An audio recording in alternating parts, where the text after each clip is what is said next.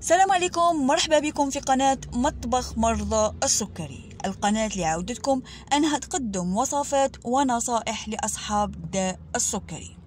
وصفتنا لنهار اليوم وصفة سهلة وسريعة وسهلة التحضير، وهذه الوصفة راح تكون بمكون رائع. هذا المكون حيعطيها ذوق وفائدة لمريض السكري. بدون إطالة نمر إلى مكونات هذه الوصفة. عندي هنا كوب وربع كوب من رقائق الشوفان. نحتاج كذلك إلى 4 ملاعق من الجلجلان أو السمسم الأبيض. نحتاج في هذه الوصفة حبة بيض، ملعقة كبيرة من زيت الزيتون. عندي هنا ياغورت طبيعي، هذا هو اللي استعملته. عندي علبتين من ياغورت طبيعي أو ناتور، وهذا هو المكون اللي حيعطي ذوق رائع للكعك، هو الزعتر. نحتاج كذلك نصف ملعقة صغيرة من بيكربونات الصوديوم وملعقة صغيرة من الخل. إذا نمر إلى طريقة تحضير هذه الوصفة. أول خطوة حناخذ صحن ونمزج فيه جميع المكونات اللي ذكرناهم. نبدأ بالمكونات السائلة. عندنا حبة بيض، من بعد حنخلطوها بواسطة الخلاط اليدوي. الآن حنضيفو قرصة ملح، كمية قليلة من الملح، ونضيفو قلنا هنا عندنا علبتين من ياغورت طبيعي، ياغورت ناتور. نمزج المكونات مع بعض كما راكم تلاحظوا، ثم نضيفو قلنا ملعقة كبيرة من زيت الزيتون. نواصلوا بنفس الطريقة، نمزج المكونات مع بعض. هنا فضلت أني كل ما نضيف مكون نمزج حتى أنه نقدروا نمزجوهم في دفعة واحدة. نضيفوا نصف ملعقة صغيرة من الخل ونخلطوا المكونات كلها مع بعض. هنا احنا وضعنا المكونات السائلة. الآن راح نبداو نضيفوا في المكونات الجافة. عندنا الشوفان المطحون هنا بعد ما طحنتوه، وعندنا نفس الشيء السمسم بعد ما طحنتوه. نضيفوا ملعقة كبيرة من الزعتر ونصف ملعقة صغيرة من بيكربونات الصوديوم.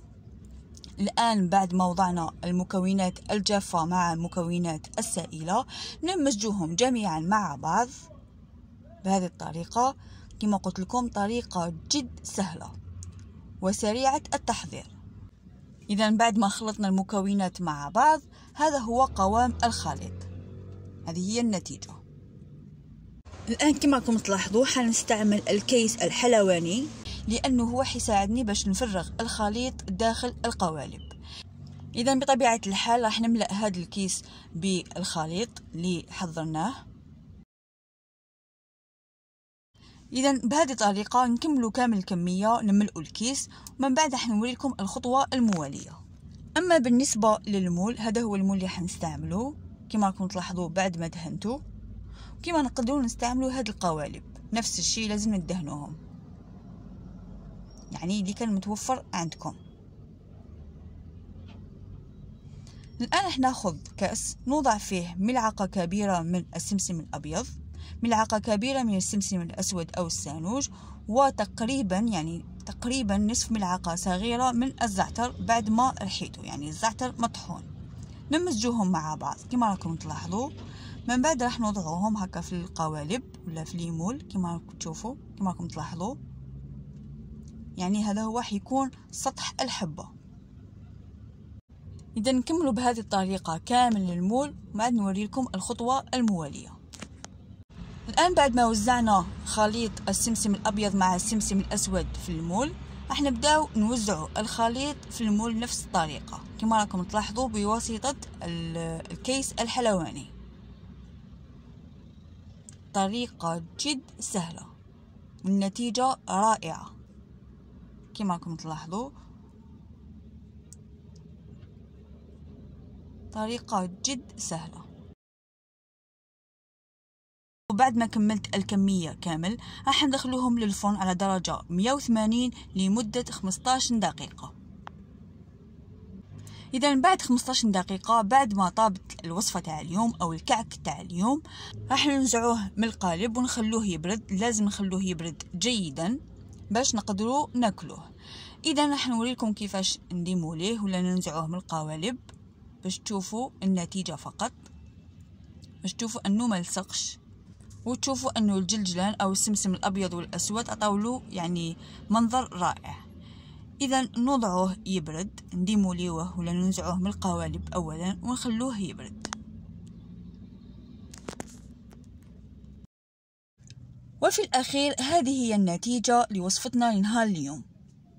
هذا الكعك اللي منسم بالزعتر وبالجلجلان او السمسم الابيض والسمسم الاسود، وصفة رائعة.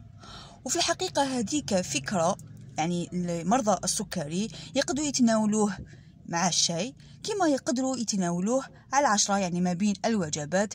نقدروا نضيفوا له اي نوع من الجبن المناسب لمرضى السكري، يعني روعة. دوك تشوفوا من الداخل كيفاش يكون، اوليك حتى انه خفيف، روعة، وصفة رائعة. نتمنى انكم تجربوها وتكتبوا لي في التعليقات رأيكم فيها.